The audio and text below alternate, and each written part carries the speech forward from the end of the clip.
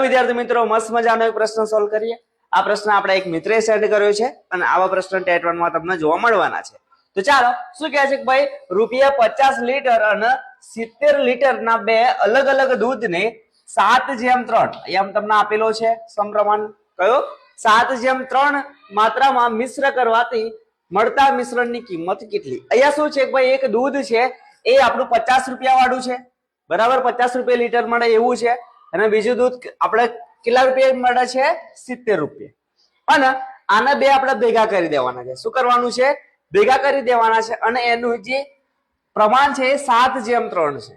તો જે ભેગું થયેલું દૂધ હશે એની આપણે કેટલી કિંમત, તો કઈ કરવાનું નથી।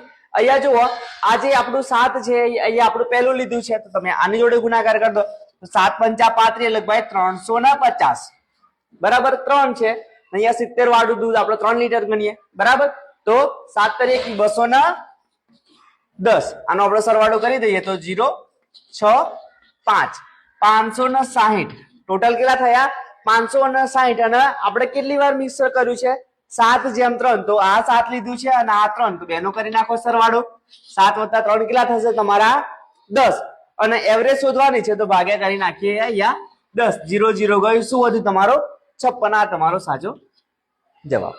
એકદમ સિમ્પલ છે બરાબર, કોઈ આપણે શોર્ટકટ વાપરી નથી, તેમ છતાં આપણને એકદમ આરામથી જવાબ મળી જાય છે। ફરી એક વખત જોઈ લો, અહીંયા 7:3 પ્રમાણ આલેલું છે અને અહીંયા બે અલગ અલગ કિંમતો છે દૂધની, તો 7 એટલે ભાઈ 7 આપણે કયું લેવાનું છે તો 50 રૂપિયા વાળું, તો એની જોડે ગુણાકાર કરી દીધો।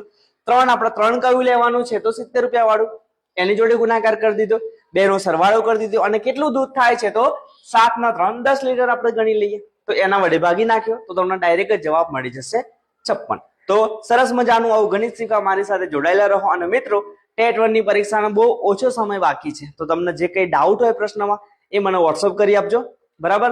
મારો નંબર નીચે કોમેન્ટમાં તમને મળી જશે, અને કોઈ પણ ડાઉટ હોય તો તમે એની ટાઈમ મને ફોન કે મેસેજ કરી શકો છો। Thank you.